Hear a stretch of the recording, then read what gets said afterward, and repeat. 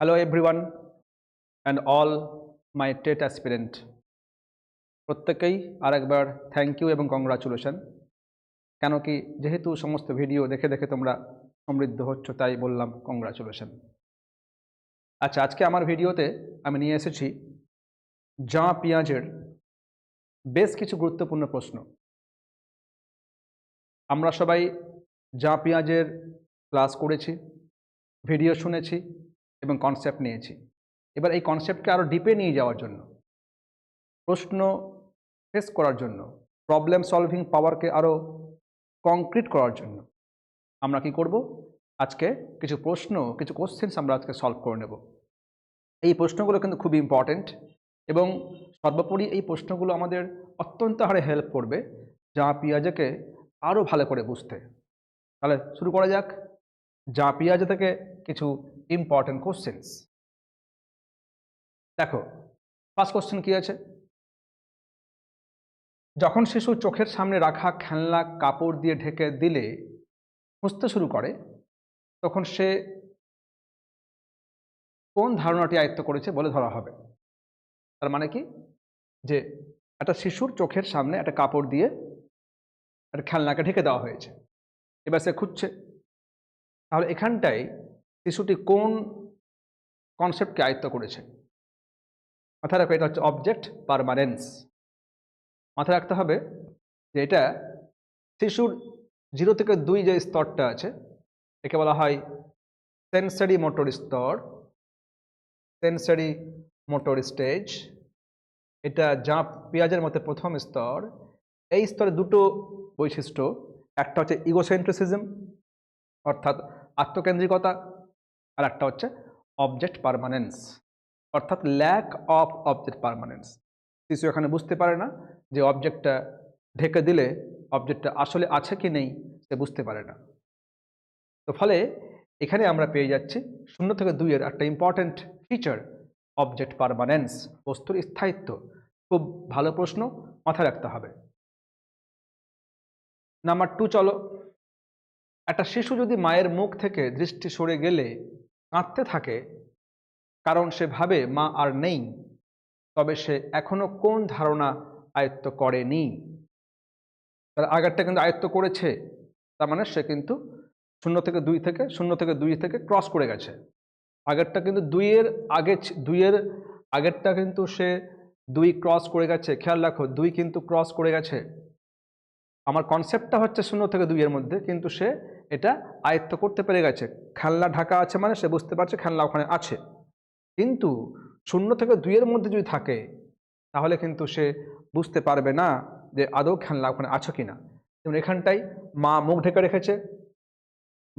রেখেছে, দেখো এবার এবার আর শিশু ভাবছে যে মা আর নেই, মানে মা তার হাত দিয়ে মুখ ঢেকে রেখেছে। একে পিক ই বু গেম বলে। পিক ই বু, টুকি ঝাঁ, আমরা কিন্তু সবাই টুকি ঝাঁ আমরা গেম খেলতাম। এই পিক ই বু, খেয়াল রাখবে, পিক পিক ই বু এটা একটা প্রাচীন খেলা। পিক মানে হচ্ছে আড়াল করা, তো আড়াল করলে একটা বস্তু আর নেই, এই বিশ্বাসটা হচ্ছে ল্যাক অফ অবজেক্ট পারমানেন্স। ঠিক আছে, এখানে যেহেতু প্রশ্নটা করেছে যে কোনটা আয়ত্ত করেনি, তার মানে সে বস্তু স্থায়িত্ব এখনো আয়ত্ত করতে পারেনি। তাহলে এই শিশুটা 0 থেকে 2 এর মধ্যে বয়স। ঠিক আছে, খেয়াল রাখবে। আর আমরা এগুলো তো আগে থেকেই বুঝতে পেরেছি, আগের ক্লাসে আমি অনেকবার বলেছি কোনটা নাম্বার কনসেপ্ট, কোনটা কনজারভেশন, কোনটা অ্যাবস্ট্রাক্ট থিঙ্কিং। আমি কিন্তু আমার আগের ভিডিওতে সবটা কিন্তু খুব ভালো করে ডিটেইলড ওয়েতে আমি এক্সপ্লেন করেছি। আচ্ছা, নেক্সট দেখো, নাম্বার 3, ক্লাসরুমের টডলারকে খেলনা লুকিয়ে আবার বের করে দেখানো কোন উদ্দেশ্যে করা হয়। বুঝা একবার, তাহলে টডলারকে আগে জানতে হবে, টডলারটা কে, বোঝো টডলারকে। খেয়াল রাখবে এই শব্দ এসছে টডল থেকে, তার মানে কি, এর বাংলা মানে হচ্ছে টলমল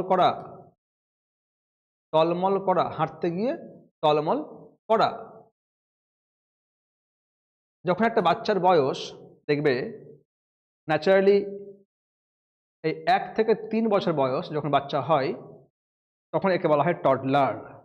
কেন? এরা কিন্তু হাঁটতে গিয়ে এরা হাঁটতে শিখছে, মানে এরা হচ্ছে ঠিক আমরা যখন দেখা যাচ্ছে একটা শিশু হামাগুড়ি দেওয়ার পরে যখন আস্তে আস্তে করে দাঁড়িয়ে হাঁটতে চেষ্টা করছে তখন সে কিন্তু ব্যালেন্স পায় না, টলমল করে।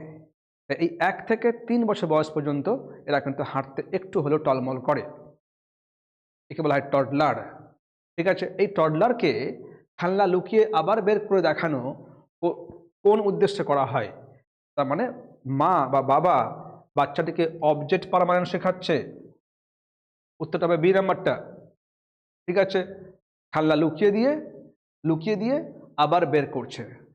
ঠিক আছে, একটা খেলনা নিচ্ছে এইভাবে হাতের মধ্যে আর কাপড় দিয়ে ঢেকে দিচ্ছে, বাচ্চা ভাবছে নেই, আবার দেখাচ্ছে, ভাবছে আছে, এখানেই আছে, আবার ঢাকছে, আবার দেখাচ্ছে। বাচ্চা কি ভাবছে? যে বাচ্চা একবার ভাবছিল অবজেক্টটা নেই, খেলনাটা নেই, পরক্ষণে ভাবছে যে ওকে দেখানো হচ্ছে না, খেলনাটা এখানেই আছে। তাহলে এই যে বস্তুর স্থায়িত্ব কনসেপ্টটা মা তার মধ্যে দেওয়ার চেষ্টা করছে। ঠিক আছে, তাহলে উত্তরটা বি নাম্বারটা হবে। আচ্ছা, নেক্সট দেখো, একটা শিশু বলছে সূর্য আমার সাথে হাঁটছে, এটি কোন বৈশিষ্ট্যের উদাহরণ? বোঝো একবার, সূর্য আমার সাথে হাঁটছে তার মানে কি?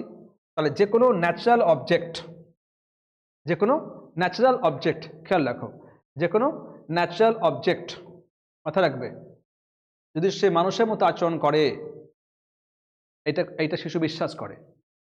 দেখবে যখন তার বয়স 2 থেকে 7-এর মধ্যে থাকে, তার মানে যখন সে আছে প্রি অপারেশনাল স্টেজে, এটা আমরা সবাই জানি, এটা হচ্ছে প্রি অপারেশনাল স্টেজ 2 থেকে 7। ঠিক আছে, এইখানে বেশ কিছু ইম্পর্টেন্ট ফিচার আছে, যেমন রিয়েলিজম, অ্যানিমিজম, যেমন আছে তোমার ট্রান্সডাক্টিভিজম, এগুলো আছে। আচ্ছা, এখানটা কি আছে? সূর্য আমার সাথে হাঁটছে, তার মানে কি সে ভাবছে যে সূর্যেরও প্রাণ আছে, আমি যেমন হাঁটছি সূর্যও হাঁটছে, তার সূর্য একটা মানুষ বা ব্যক্তি, তারও প্রাণ আছে। এটা হচ্ছে অ্যানিমিজম বা সর্বপ্রাণবাদ, সমস্ত বস্তুর মধ্যে প্রাণ আছে এটা সে বিশ্বাস করে, একে বলা হয় সর্বপ্রাণবাদ। তার উত্তরটা হবে বি নাম্বারটা, খেয়াল রাখবে। আচ্ছা, নেক্সট চলো, বলছে নাম্বার 5, শিক্ষক যখন শিশুদের পুতুল খেলা ব্যবহার করে শেখান, এটি কোন স্তরের বৈশিষ্ট্যকে কাজে লাগায়? তাহলে একটা ক্লাসরুমে একজন শিক্ষক কি করছে? কোনো একটা খেলনাকে ব্যবহার করছে তার ক্লাসকে এগিয়ে নিয়ে যাওয়ার জন্য। তাহলে এটা হতে পারে তিনি বাস্তব কোনো একটা এক্সাম্পল নিচ্ছেন, এটা হতে পারে, বা হতে পারে খেলনাটা প্রাণ আছে, এটাও হতে পারে, তিনি দেখাচ্ছেন খেলনার প্রাণ আছে। এইভাবে তার মানে এই যে কনসেপ্টগুলো অ্যানিমিজম বা রিয়ালিজম, এগুলো কোথায় আছে? এগুলো আছে আমাদের খেয়াল রাখতে প্রি অপারেশনাল স্টেজে 2 থেকে 7-এ। উত্তরটা হবে এ নাম্বারটা। নাম্বার 6 চলো দেখে নাও, একটা শিশু নিজের দৃষ্টিভঙ্গিকে সবার দৃষ্টিভঙ্গি মনে করে, আমরা কি জানি? পেঁয়াজে একে কি বলেছেন? একটা শিশু নিজের দৃষ্টিভঙ্গিকে সবার দৃষ্টিভঙ্গি বলে মনে করে। কিরকম? ধরে নাও একটা শিশু হয়তো একটা চকলেট নেবে, তাহলে সে চকলেট নেবে এটাই শেষ কথা। তার মানে আমি চকলেট নেব, তাহলে অন্য কেউ কিন্তু সেটাই ভাবতে হবে, অন্য কেউ যেন ভাবে যে সে চকলেট নেবে তো নেবেই। তার নিজের দৃষ্টিভঙ্গিকে সে ভাবে অন্যের মতো করে, অন্য কেউ যা ভাববে সে কিন্তু সেটাই ভাববে, মানে তার সঙ্গে অন্যের কনসেপ্ট যে ডিফার করবে এটা সে ভাবতে পারে না। একে বলা হয় ইগোসেন্ট্রিসিজম, আত্মকেন্দ্রিকতা। বুঝা যাচ্ছে? তোমার নিজেই সেন্টারে থাকবে, সে যা ভাববে ওটাই শেষ কথা আছে, একে বলা হয় ইগোসেন্ট্রিসিজম। তাহলে উত্তরটা হবে এই নাম্বারটা। ঠিক আছে, খেয়াল রাখবে, সে যা ভাববে যেন ও ভাবে, সবাই তাই ভাবে। আমি এখন ঘুমাবো তো ঘুমাবো, যেন যেন মা বাবা সেটাই ভাবে যে না বাবু ঘুমাবে। এখন সে ভাত খাবে তো খাবেই, ঠিক আছে, এখন সে খাবে লেজ কুরকুরে তো খাবেই, মানে অন্য কেউ অন্য কিছু ভাবতে পারে না, এখন লেস খাওয়া যাবে না, এখন কুরকুরে খাওয়া যাবে না, এখন ভোরবেলা সকালবেলা, কিন্তু না, সে এটা ভাবতে পারে না। নিজের থিঙ্কিংটাকে সে ভাবে একদম কেন্দ্রে, একে বলা হয় ইগোসেন্ট্রিসিজম। বাকি তো অ্যানিমিজম, এগুলো আমি ক্লাসে অনেকবার বলেছি, আমার ভিডিওতে বলা আছে, একটু তোমরা দেখে নেবে যার যার সমস্যাগুলো হচ্ছে। নেক্সট দেখো নাম্বার 7, ক্লাসরুমে ছবি দেখে গল্প বলার মাধ্যমে শিশুদের কল্পনা শক্তি বিকাশ ঘটানো হচ্ছে। এটি কোন স্তরের উপযোগী প্রয়োগ? তাহলে গল্প বলে বাচ্চার কল্পনা শক্তি কিন্তু বৃদ্ধি করা হচ্ছে, বুঝে একবার। তার মানে খেয়াল রাখতে হবে, আমরা সবাই জানি যে 2 থেকে 7 বা তার আগে 0 থেকে 2 এই সমস্ত স্তরে কিন্তু বাচ্চা কল্পনা করতে পারে না, ঠিক আছে। আর যেই 7 থেকে 11 চলে যাচ্ছে একটা শিশু, যখন কংক্রিট স্টেজে আছে ও, তখন সে কিন্তু কল্পনা করতে পারছে। তাহলে নিশ্চয় তাহলে যখন সে কল্পনা করতে পারছে না, তাই তো ওকে শিক্ষক ক্লাসরুমে কল্পনা শক্তি বৃদ্ধির খেলা খেলাচ্ছে বা গল্প বলছে। তাহলে অবশ্যই কিন্তু বাচ্চাটি কোথায় আছে? 2 থেকে 7-এই আছে, প্রি অপারেশন স্টেজ। খেয়াল রাখতে হবে, এখানে শিশুকে কল্পনা করতে শেখানো হচ্ছে থ্রু স্টোরি টেলিং মেথড। আচ্ছা, এবার দেখো নাম্বার 8, একটা শিশু কাঁচের লম্বা গ্লাসে জল বেশি মনে করছে। কাঁচের লম্বা একটা গ্লাস, বুঝো, কাঁচের লম্বা একটা গ্লাসে জল আছে, ঠিক আছে। এবার আর পাশে রাখা আছে একটা বেটে গ্লাস, বুঝো। আচ্ছা, জলের কিন্তু পরিমাণটা একই আছে বাস্তবে, কিন্তু একই আছে, জলটা একই পরিমাণ আছে, কিন্তু এই গ্লাসে জলটা যেহেতু লম্বা গ্লাসটা, সরু গ্লাসটা, ফলে এই গ্লাসের লেয়ারটা আমার থাকবে উঁচু বাস্তবে, কিন্তু সে কি মনে করছে যে লম্বা গ্লাসে জলটা বেশি আছে। তার মানে হচ্ছে তখনও তার মধ্যে এই সংরক্ষণ কনসেপ্টটা তৈরি হয়নি। তার মানে সে কিন্তু কোথায় আছে? সে 2 থেকে 7-এই আছে।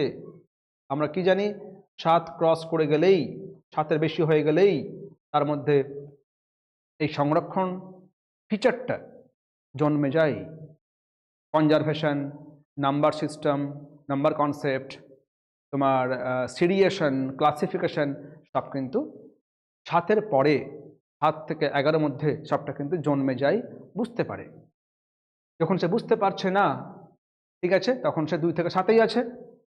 তবে এটাও কিন্তু আমার এখানে যে অপশনটা আছে, এটা উত্তরটা বি নাম্বারটাই হবে। এটি কোন ধারণার অভাব? তার কনজারভেশন। তখনও সে কনজারভেশন বুঝতে পারছে না যে একই পরিমাণ জল আছে, এই ভেবেছে যেহেতু এই লেয়ারটা বেশি তাই এই বোতলে জলটা বেশি আছে। তাহলে খেয়াল রেখো, এটা হচ্ছে কনজারভেশনের বৈশিষ্ট্য। এটা কোথায়? 2 থেকে 7-এ, তখনও তার অভাব ঘটেছে এই ফিচারে। আর যেই 7 ক্রস করে যাবে তার কিন্তু এই ফিচারটা ফিল আপ হয়ে যাবে। নেক্সট নাম্বার 9, শিক্ষক যদি শিশুদের 2টি পাত্রে সমান পরিমাণ জল ঢেলে দেখান এবং জিজ্ঞেস করেন কোনটিতে বেশি, তখন শিশুরা সঠিক উত্তর দিতে পারে। এটি কোন স্তরের বৈশিষ্ট্য? তাহলে এই যে একটু আগে বলছিলাম, একটা লম্বা গ্লাস আর একটা মোটা ছোট গ্লাস, খেয়াল রাখো। তাহলে এখানে একই পরিমাণ জল আছে, এটা খেয়াল রাখতে হবে, এখানে একই পরিমাণ জল আছে। এটা বুঝতে পারা মানে এটা হচ্ছে কনজারভেশন স্টেজ, সরি ফিচার। এটা হচ্ছে কনজারভেশন ফিচার। এটা আমরা কোথায় দেখতে পাই? দেখতে পাই আমরা 7 থেকে 11-এর মধ্যে। এটা কি স্টেজ? একে বলা হয় কংক্রিট অপারেশনাল, ঠিক আছে। এটা কংক্রিট অপারেশনাল স্টেজ। তার উত্তরে কি হবে? এ নাম্বারটা উত্তর হবে, খেয়াল রাখো, এটা হচ্ছে এ নাম্বার অ্যান্সার। আচ্ছা, নেক্সট চলো নাম্বার 10, সংখ্যা, দৈর্ঘ্য, ভর ইত্যাদির সংরক্ষণ ধারণা কোন স্তরে আছে? সংখ্যা, দৈর্ঘ্য, ভর, এই যে একটু আমি বলছিলাম যে নাম্বার কনসেপ্ট, বুঝে একবার, নাম্বার কনসেপ্ট, ঠিক আছে। তারপরে আবার কি বলছে? দৈর্ঘ্য, ভর মানে লেন্থ, একটা কোনো একটা পাত্রের লেন্থ, ঠিক আছে, লেন্থকে বোঝা, কোনো একটা তার ভরকে বোঝা, এই সমস্ত কোথায় থাকে? অবশ্যই কংক্রিট স্টেজে, এখানে সে পেয়ে যায়। অর্থাৎ খেয়াল রাখতে হবে 7 থেকে 11-র মধ্যে। উত্তরটা কি হবে? Concrete operational stage. নাম্বার 11 দেখো, বলছে শিক্ষক গণিত শেখাতে শিশুদের ব্লক ব্যবহার করছেন।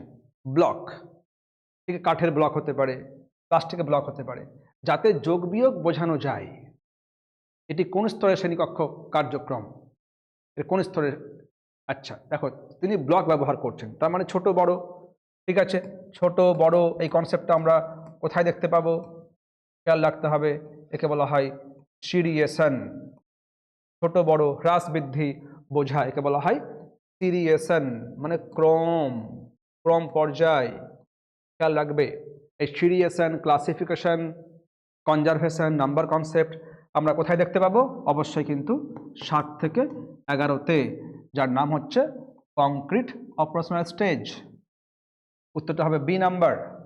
এগুলো খুবই গুরুত্বপূর্ণ প্রশ্ন, ঠিক আছে, সবটা মন দিয়ে শুনলে আর যদি এক্সাম্পল আকারে কনসেপ্টটাকে মাথায় রাখতে পারো তাহলে আর তোমাদের প্রবলেম হবে না। নাম্বার 12 চলো, বলছে শিশু যখন বুঝতে পারে যে একটা বস্তুকে শ্রেণীভুক্ত করা যায়, যেমন গোলাপ ফুল কিন্তু ফুল ও একটি উদ্ভিদ, এটি কোন স্তরের বৈশিষ্ট্য? তার মানে কি, ও কি করছে, একটা গোলাপ ফুলকে সে ফুল ভাবছে এবং সেটা হচ্ছে একটা উদ্ভিদ।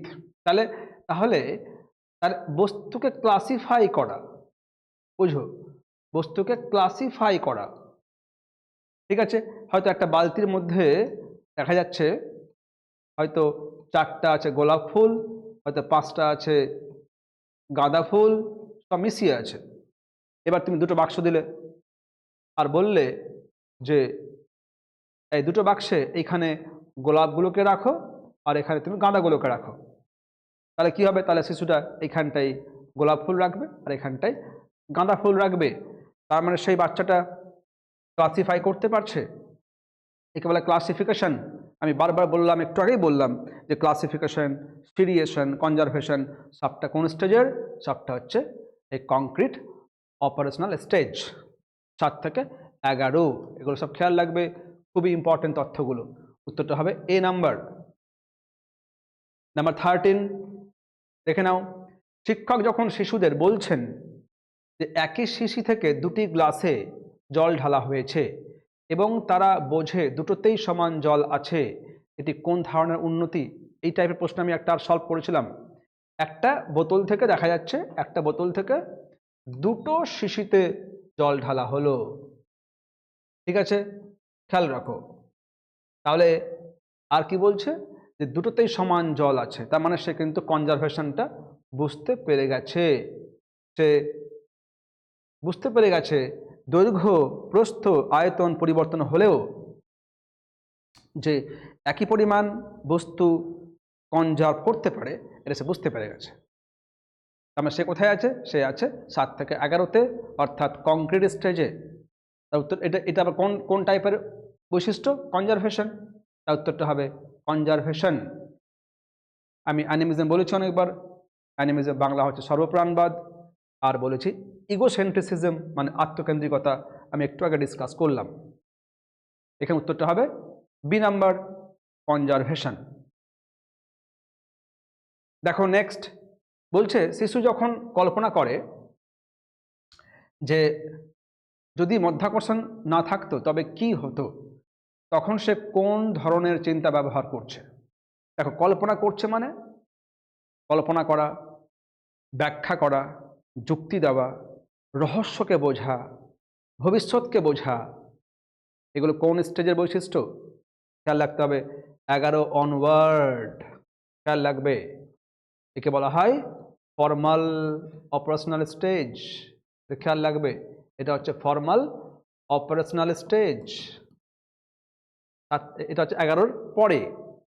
আর এটা কোন টাইপের বৈশিষ্ট্য? একে বলা হয় বিমূর্ত চিন্তা, কল্পনা করতে পারা, ব্যাখ্যা করতে পারা, যুক্তি দিতে পারা, কার্যকারণ ক্ষমতাকে বুঝতে পারা, সবটা হচ্ছে অ্যাবস্ট্রাক্ট থিঙ্কিং। উত্তরটা হবে A number. Next number 15, last question. শিক্ষক যখন কিশোরদের বিজ্ঞান পরীক্ষায় হাইপোথেসিস গড়ে তুলতে বলেন, এটি কোন স্তরের বৈশিষ্ট্য? তাহলে আমরা বুঝে নেব কোনটা হাইপোথেসিস। দেখো কোনটা হাইপোথেসিস, একে কি বলা হয়। দেখো দেখবে এর বাংলা হচ্ছে বুদ্ধিমত্তার সঙ্গে অনুমান। বুদ্ধিমত্তার সঙ্গে অনুমান। আচ্ছা, দেখবে আমরা আমাদের বাস্তব জীবনে কিন্তু এমনিও অনুমান করি, যাকে গেস বলা হয়, যাকে গেস বলা হয়। আমরা কিন্তু এমনি অনুমান করি। খেয়াল রাখো, এই গেস আর এটা পার্থক্য আছে। আমরা কিন্তু হাইপোথেসিসে এইগুলো ব্যবহার করি, কি লজিক ব্যবহার করি, আমরা রিজন ব্যবহার করি, আমরা এখানে কনসেপ্ট ব্যবহার করি, ঠিক আছে, আমরা ইন্টেলেক্ট ব্যবহার করি, তবে কিন্তু একটা হাইপোথেসিস করা হয়। যারা পিএইচডি করেন, এমফিল করেন, যে কোনো গবেষণামূলক কাজে এটা একটা ইম্পর্টেন্ট কাজ, হাইপোথেসিস করা। আমাদের বাস্তব জীবনে যখন কোনো একটা ফিল্ডে আমরা সফল হতে চাই, তখন কিন্তু সেই মানুষটি একটা গবেষক হিসেবে সে কিন্তু হাইপোথেসিস করে। তুমি এখন টেট অ্যাসপিরেন্ট, তুমি টেট পরীক্ষাতে নাম্বারটা হাই রাখতে চাইছো 130+, তাহলে কি তোমাকে এখন থেকেই করতে হবে হাইপোথেসিস। তোমাকে লজিক লাগাতে হবে, তোমাকে রিজন লাগাতে হবে, কনসেপ্ট অ্যাপ্লাই করতে হবে, ইন্টেলেক্ট লাগাতে হবে, তবে তুমি তোমার রেজাল্টকে অনুমান করতে পারবে। এই যে বুদ্ধিমত্তার সঙ্গে অনুমান, ইন্টেলেকচুয়াল সাপোজিশন, একে বলা হয় হাইপোথেসিস। এই যে এটা একটা বড় বিষয়, ঠিক আছে। এটা অবশ্যই কিন্তু বাচ্চাটা 11-12 বছর পরে আছে, এটা হবে আবার ফর্মাল অপারেশনাল স্টেজ 11 পরে, এটা খেয়াল রাখবে। তো এই যে বিষয়টা 1 থেকে 1 to 15 কোশ্চেন্স আমি পরপর ডিসকাস করলাম, এবং এগুলো অ্যান্সার পাওয়ার চাইতেও এখানে সবচেয়ে বেশি গুরুত্বপূর্ণ পয়েন্ট হলো অ্যান্সারগুলোর ব্যাকগ্রাউন্ডে যে ব্যাখ্যাটা, এটা বেশি ইম্পর্টেন্ট, ঠিক আছে। আমরা কোন কোশ্চেনকে কীভাবে বুঝবো, যেমন এইটা বুঝতে গেলে অবশ্যই কিন্তু এইটা বুঝতে হবে, এই টার্মটা বুঝতে হবে, বুঝো একবার। যেমন কীরকম, ধরে নাও এইটা বুঝতে গেলে আমাকে অবশ্যই এই যে কল্পনা কোথায় করা হয় বুঝতে হবে।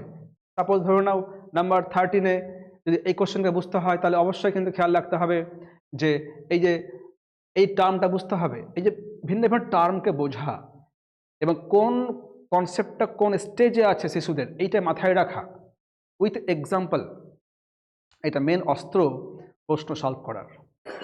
তাহলে আমরা সবাই আজকে পেঁয়াজে থেকে বেশ কিছু গুরুত্বপূর্ণ প্রশ্ন সলভ করলাম।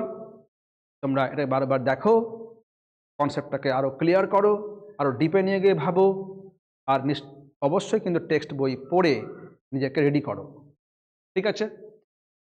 আর যদি মনে হয় যে এই ভিডিওটা অত্যন্ত উপকারী, ইফেক্টিভ, অবশ্যই কিন্তু বন্ধু মহলে শেয়ার করবে, কেন তুমি একজন অবশ্যই সামাজিক মানুষ বা সামাজিক ছাত্র। শুধু ব্যক্তিকেন্দ্রিক হলে হবে না, তোমাকে সামাজিক হতে হবে, অন্যের জন্য ভাবতে হবে, ঠিক যেমন আমারটা আমি ভাবছি অন্যের জন্য। তাহলে শেয়ার করো, অবশ্যই কমেন্ট করো এবং সাবস্ক্রাইব করবে, কেন নতুন ভিডিও তুমি নোটিফিকেশন পাওয়ার জন্য, ঠিক আছে। তাহলে আজকের মতো এখানেই, টাটা বাই। অবশ্যই থাকবে ভালো এবং থাকবে সুস্থ।